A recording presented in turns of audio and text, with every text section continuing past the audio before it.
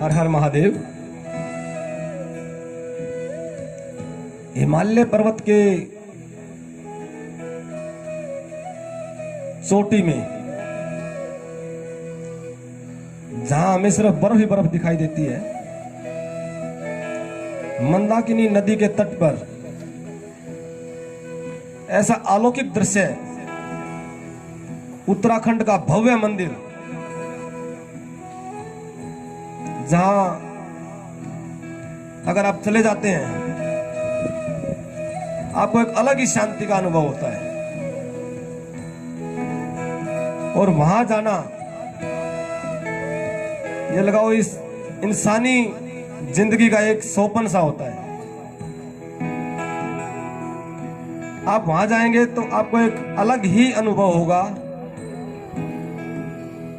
आपका भक्तिमय वातावरण एकदम बिल्कुल शांत, आपके विचार शांत हो जाते हैं वहां पर जाकर।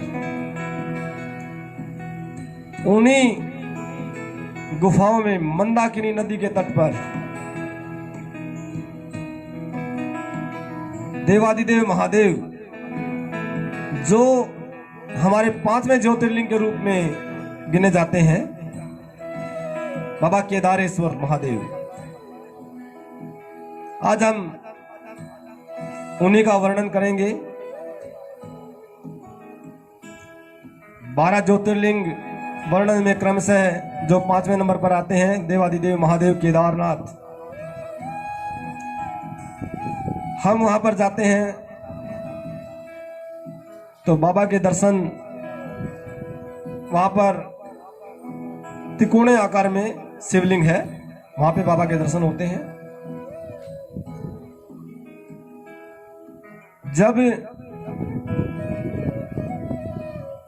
तारकासुर राक्षस, उसके 3 पुत्र तारकाक्ष, कमलाक्ष और विदुनमाली, ये तीनों अलग अलग पुरियों में रहकर लगभग आतंक का पर्याय बन चुके थे। तो सभी देवता इनसे भयभीत होकर देवादिदेव महादेव के पास गए और बाबा से प्रार्थना की कि बाबा, इनका वध केवल आप ही कर सकते हैं।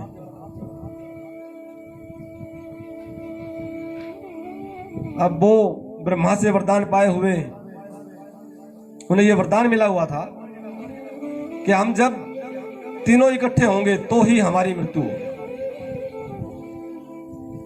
अब देवादिदेव महादेव ने सभी देवताओं को कहा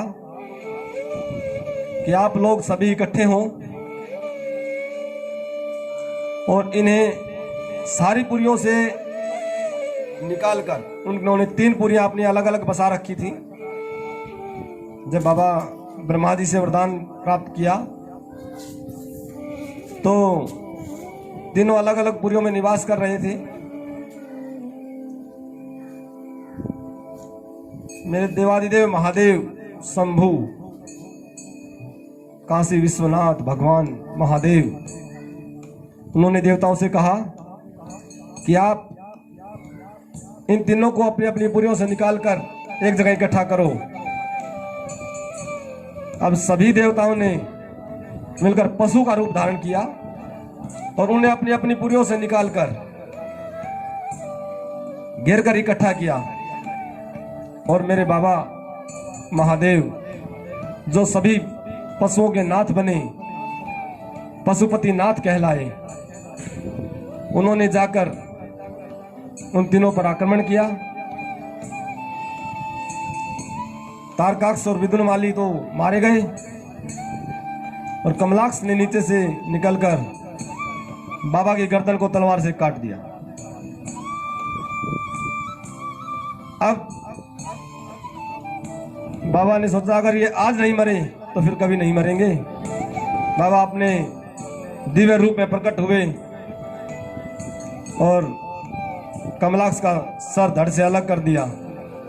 अब बाबा का जो धड़ है वो वहां पर खड़ा हुआ है, जिसे हम केदारनाथ के रूप में जानते हैं। तो देवादिदेव महादेव वहीं पर केदारनाथ के रूप में विराजमान हुए और जहां बाबा का मुख गिरा वो नेपाल की धरा, जहां आज पशुपतिनाथ मंदिर स्थित है। हम नेपाल में जो दर्शन करने जाते हैं बाबा पशुपतिनाथ के, वहां पर बाबा का मुख गिरा।